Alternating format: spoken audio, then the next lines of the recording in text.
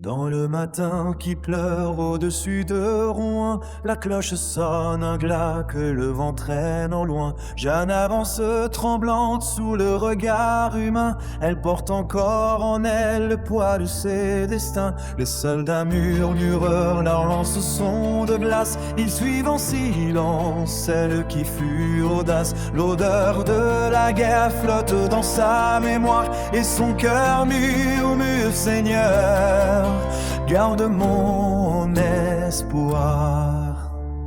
Alors elle songe à la route qui l'a menée ici, à la lumière qu'elle a suivie. Malgré la nuit des hommes, elle sait que son pas la conduit vers la cendre. Mais elle avance encore, guidée par ce qu'elle croit juste, et sous le ciel fermé, elle ne baisse la tête que pour offrir au silence la dernière trace de sa foi.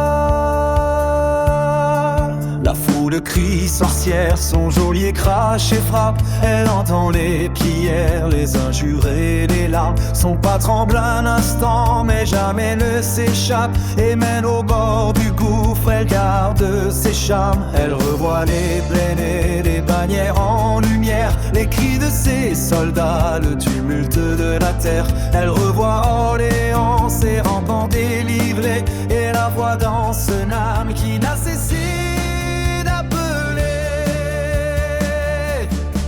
Elle pense alors au jour où le courage l'a portée, aux cités qu'elle a relevées, au front qu'elle a léré. Le monde autour d'elle vacille entre haine et prière, mais son cœur demeure droit même dans l'ombre qui se referme, et sous les nuages lourds qui étouffent le vent.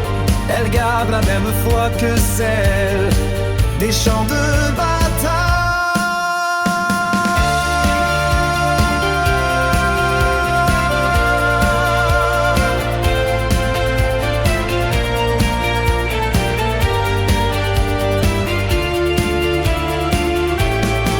Les chaînes qui l'enserrent ne pèsent pas autant que les mots qu'on a dit pour perdre son serment. Mais sa voix se relève, fragile et vibrante, que ta volonté soit faite. Je reste asservante, un silence tombe alors massif comme une armée, et même les bourreaux semblent soudain vaciller, car la force d'une âme quand elle refuse de fuir en un monde que faible et change l'avenir.